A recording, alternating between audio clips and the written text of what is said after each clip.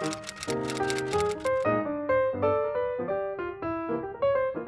guys, welcome back to my channel. Today I'm going to be filming the mid-year book tag. So it's now halfway through the year. I've read 25 books, but it is currently May 25th. Fully halfway through the year yet, but as I'm filming this, I've read 25 books. Thought I'd show you some of my favourite using the questions for the mid-year book tag. So the first question is best book you've read so far in 2024. The first one I didn't actually remember I'd read in 2024. I thought I read it right at the end of 2023, but this is definitely, I think, one of my favourite books of the year, and that is A Court of Wings and Ruin, or ACOTAR, by Sarah J Maas. So this is the third book in the ACOTAR series. I'm not going to say too much about it because I don't want to spoil any of ACOTAR. In Sarah J Maas books, basically like the first few books are unrecognisable to where you are like in the middle of the series. So I'm not going to say too much about this book because I don't want to spoil it. But basically ACOTAR follows Aira, who killed a fae and then got taken to the Fae land. She's a human. She got taken to the Fae territory and she got made stay there because she killed a fae. And that is literally all I'm going to say, because anything other than that I feel like is just a spoiler.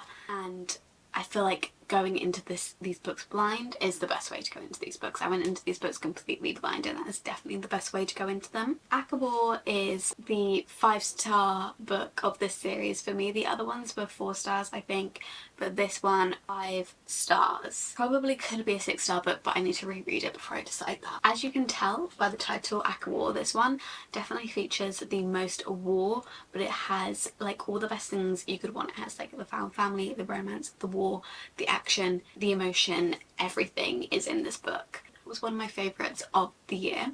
Other favourite of the year I read the other day, and that is Funny Story by Emily Henry. I'm so glad this is one of my favourites of the year because it's definitely my most anticipated book of the whole year. I've just realised I've not been wearing my jewellery. The second video that I filmed, and I went through that whole last video. No jewellery on. Who do I think I am? So anyone else put bracelets on this way? Can't put them on any other way. This book basically follows Miles and Daphne, who have to move in together because both their partners cheat on them with each other. So both their partners have left them to be together, and so Miles and Daphne are alone and single, and so they end up moving in together so they have somewhere to live. Daphne got kicked out and Miles' girlfriend moved out, so he needs someone to live with him to cover the rent. That is basically the premise of the story.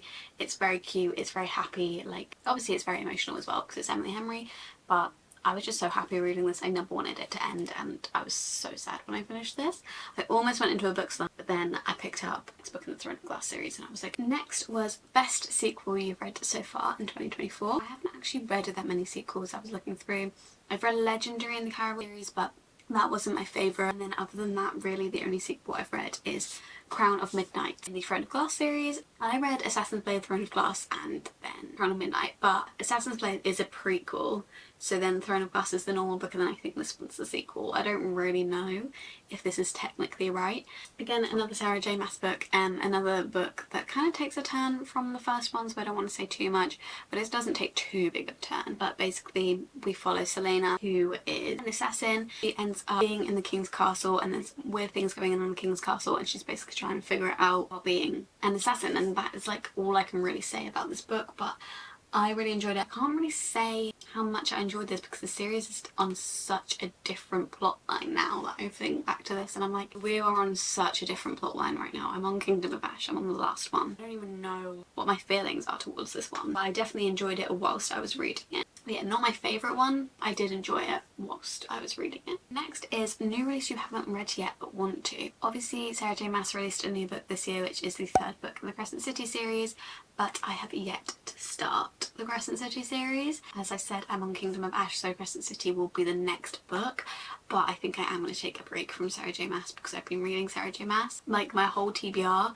for like the whole year has been Sarah J Maas, and I've not read many. Well, I've read a few, as you'll see in this video, but a lot of the books I've been reading this year are Sarah J Maas, so I think I am going to take a break and just like read some other books for a while before I start Crescent City. And also I'm kind of scared to start Crescent City because every book is so long and I haven't heard the greatest things about it. I've heard people do like it, but I haven't heard anyone like absolutely love it. Yeah, I do want to read the third one at some point. Don't know when we're going to get there, but that is probably the only new release that I really have my eye on. Next question is most anticipated release for the second half of the year. So that is definitely Reckless, which comes out, I think it's like July 4th, sometime early July. And I'm so excited for that book. We recently got Powerful, which I read and I loved, and I just can't wait to be back in Kai and Payden's point of view and see their story, because we left off on a very crazy note and I can't wait to see what happens in that book. I love Lauren Roberts, I love her writing, I'm so excited. Next is biggest surprise. I think my biggest surprise was Caraval by Stephanie Garber. I heard a lot of mixed reviews on this series, more bad than good.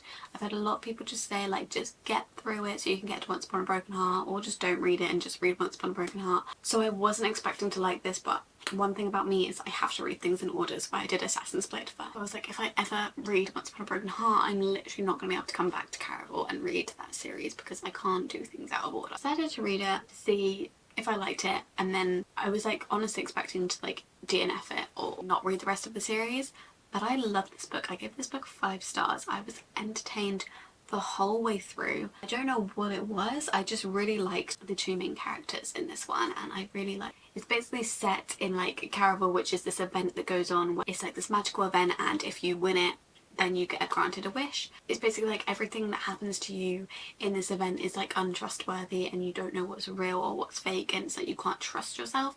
So I can understand why people probably don't like this, because it's a little bit, it's not really confusing. I think it's written in quite an easy way to understand, but it's a bit all over the place. Next question is favourite new author, debut or new to you? My favourite new author, I haven't read very many new authors this year. Is this my only new author? I think it might be one of them, because I've literally just been reading Sarah J Maas, or like new books that come out that I want to read. Obviously Stephanie Garber is the only one, so it's a bit biased, but I actually, obviously, as I said, I really loved this book. The other 2 in the series aren't my favourite, but I really loved this one. I'm really excited to start the Once Upon a Broken Heart series, so I definitely think that she is my favourite author that I've found this year. Maybe the only one. She's still my favourite. I think she just spins together writing so beautifully, but it's also simple at the same time. It's like simple but beautiful writing, and I think that she's a really good storyteller. Newest fictional crush. Now, I didn't know if I could say this one, so I didn't know if it was like spoilers, because it's from a Throne of Glass book, and it's, I don't know how many in this is, but it's one of the tandem read books, so it's right near the end of Throne of Glass. I didn't know whether I could say this, but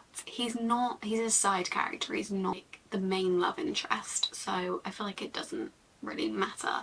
But if you don't want to know absolutely anything about Throne of Glass, you don't want to know any characters or anything, then you can skip to this time. But he is the newest fictional crush, I can't lie to you guys. That is Lorcan from Empire of Storms. He does come in Queen of Shadows. I don't know if he comes in, but I think he comes in first time in Queen of Shadows. Terrifier. I can't remember. I can't differentiate the books. He comes in a book before this, but this is the book where he's like featured as like a more prevalent side character. If you've read this book, I feel like you get it, but I can't say much, obviously. But yeah, he's definitely my newest fictional crush. There are many different romance plots in the Throne of Glass series as you get towards the end. I'm sure everyone will find one in Throne of Glass. But yeah, he's definitely my favourite. Or Dorian. No, I kind of like all of them now. At first, I think he pronounced his name Kale. I always read it Cole, but I'm pretty sure it's pronounced Kale. At first, I didn't like him, but since Tower of Dawn, I've actually started to like him now. Next, we've got a book that made you cry. I don't think any books have made me cry this year. I don't really cry very easily at books or like films or anything. It takes quite a lot, and I think it also takes me to be in an emotional mood to cry at a book. So I need like to be reading a sad book and be in an emotional mood at the same time. I just haven't had that yet this year. But I think the book that probably came closest was Powerful by Lauren Roberts. If you've read Powerless, then you know why this one would be so emotional. This one basically follows Dina and what's his name? Mac. Adina is Payden's best friend from Powerless, and so she got a little novella which follows her and her love interest. So it's just a short little book, but it was quite emotional towards the end. Gave it 4 stars, you know, it's just a little novella. I don't think I've ever given a novella 5 stars. A book that made you happy. One of them were definitely Funny Story, because literally every single time I was reading Funny Story, I was happy. And every time I thought about, like, I'm gonna get to read a Funny Story later, I was like giddy over going back to the book. Another one is A Court of Frost and Starlight, which is again just a little novella after Acker War, and like the amount of stuff that happens in Acker War. Oh, actually, book that made you cry, Acker War. I think Acker War did make me cry. If you've read it, then you know the part. But yeah, this one, A Court of Frost and Starlight, was just such a nice novella to just have after all that took place in Acker War. It was so nice to just have a nice, cute novella, because I don't think anything bad really happens in this novella. I don't think much happens in this novella, but I really did enjoy it. It's basically just following them on the winter solstice. Also, I have, for a book that made me happy, Tower of Dawn. This is the other book that you read alongside Empire of Storms. I tandem read both of them. I know some people say like you shouldn't because you don't get the full effect of both books. But I agree with the fact that you probably should, because at the end of Empire of Storms, you know, a lot kicks off, and then this book is a little bit more slow paced. So I feel like if you went from Empire of Storms after everything just kicked off and you're in like this slow paced thick book, you're going to be a bit bored. But having these little chapters in between all the shit happening in Empire of Storms, I think was really nice. Like, don't get me wrong, like things are happening in this book, but it's also just quite a nice, chill book for the most part of it. This book was the one that made me like KO again. Most beautiful book you've brought so far this year. I've got a lot of the Waterstones like collector's editions of like A Good Girl's Guide to Murder and the Shatter Me series. I'll just show you the Shatter Me one, because I've shown these in like all the videos, but this one is the Shatter Me one and it's so pretty. It's the collector's edition from Waterstones, a matte blue hardcover with gold foiling on. So it looks like this on the back, and it's got the quote, "I have a gift, I will fight back," and it has like the crossed out words, because that's a big thing at the start of Shatter Me. When I started reading it, I was like so confused why we were like crossing everything out. It kind of makes sense, so it's quite nice to have that on the back of this book. It's got these little yellow end pages with paper cranes, sprayed edges with the gold cranes as well. It's got a little gold bookmark in there as well. I'm loving all those, and those are definitely like the most beautiful books on my shelf. Books I need to read by the end of the year. We have Reckless, which is one of my anticipated releases. I also have a few books on my TBR. I mean, people are gonna like look at this and be like, that is not many books on your TBR at all. But I personally don't like having loads of books on my TBR. Like once it goes above 5, that stresses me out. And right now I have 9, 10, 11, I have 12. Quick fire, because I have just filmed May TBR. I don't know when this one's going to be up. I pre-film a lot of videos and I upload them in weird order, so I don't know when this one's going to go up, but just a quick fire.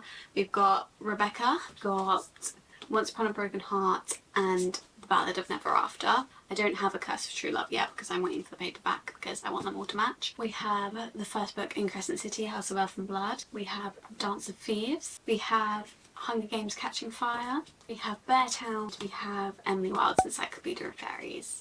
So those are the books that I currently have that I want to read before the end of the year. I hope you guys enjoyed this video. Please give it a thumbs up if you did, subscribe down below and turn your notifications on. Follow my Instagram and my TikTok at _libraryofeden, and I will see you in my next video very, very soon. Bye!